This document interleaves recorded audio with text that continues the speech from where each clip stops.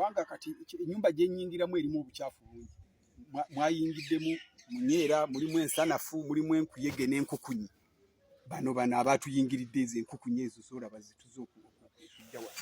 Bwe tunaamala okuzifuuyira obulungi, ne tuzikufuuyira, ne tuzeera bulungi, nga olwo tulyoka tukkakanya emitima gy'abantu b'Essembabule. Era gwe lindako akalulu kano ogenda kuwulira abantu b'Essembabule bagenda kufuuyira ezo enkukunyi zifulume mu Ssembabule. Ekyo nkulayirira gwe teekawo amaaso ago abiri, tebakulya ssente zo. Lwaki wagambye nti oyo kutuma abaana emugga, ate omwana atasobola kusitula kadomola ka lita 5 tomuwa kidomola kya lita 2.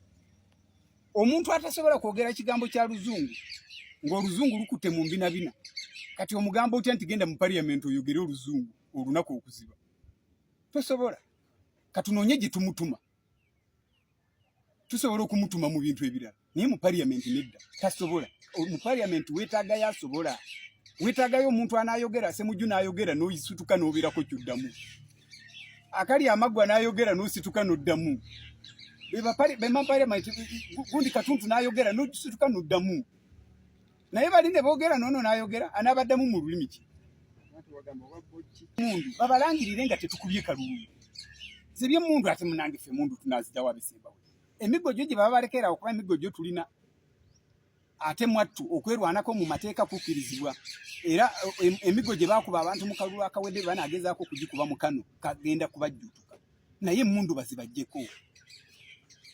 Akalulu bwe kaba ka mundu batugambe nti Essembabule teri kulonda, emundu yejja okufugayo, tujja kubivaako. Ne bwe wabanga abantu ba wano beerondera, baleke abantu ba wano beerondere. Ezo emmundu tuzikooye bazitwale mu lutale Somalia.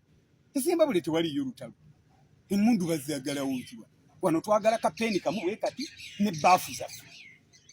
Feeyo y'emmundu yaffe yiyo n'ebbaafu, nga tukuba kalulu kaffe, gwe tukubye yayitamu, gwe tutakubye tayitamu.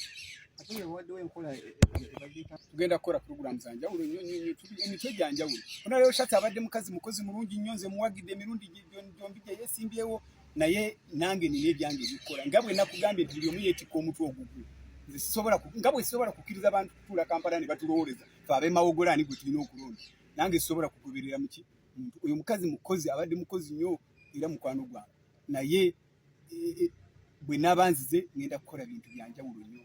Ate nze ebintu bye ngenda okukola bigenda kuba bya njawulo kubanga ekyokukola nkimanyi. Ate nze ndina waawano nze amazzi nagakimako, ente ne ziggwa, amazzi ne gaggwawo ag'ente ne tuzisengula n'ensula nazo mu ttale. So ebizibu byonna mbimanyi, ne ntambuza ebigere, akatale kaali wano nga tugoba ente ne tuzireeta. Bwe tondaba kwambala masuuti, mu bigere temulimu njala, zonna zaali mu ttale muno mwe zaasigala nga tukola emirimu gyaki egy'ebigere. So ebizibu byaffe mbimanyi. Bano abasenze tebabimanyi bulungi, era kye kibakubya n'abantu ezo empisa embi ze baleese. Bw'oba oyagala kubeera musenze mulungi, bw'ojja n'oyingira ku kyalo, sooka obeereko ebbanga weetegereze empisa z'oku kyalo n'abantu bakwetegereze. Era tulina abasajja abasenze abalungi ennyo bali wano, tubasenze naffe baakamala muno emyaka 10-15 basenze, bantu balamu. Omala kwetegereza abantu bano babeerawo batya, n'obeera nabo, oluvannyuma bagamba ni musajja ono wadde yakajja, n'ova mu busenze n'ofuuka mutuuze. Awo ne bagamba ni musajja ono yakajja wano, musajja ono mukozi, kaatukulembere. Naye waffe ku kyalo tumuyinayo, musajja yajja makanika, kaakati yagenda okufuuka kiyamaani waffe. So okusenga si kibi, naye okusenga n'ojja n'effujjo, awo atuyambaddeyo gye yava, mawogola kakkane.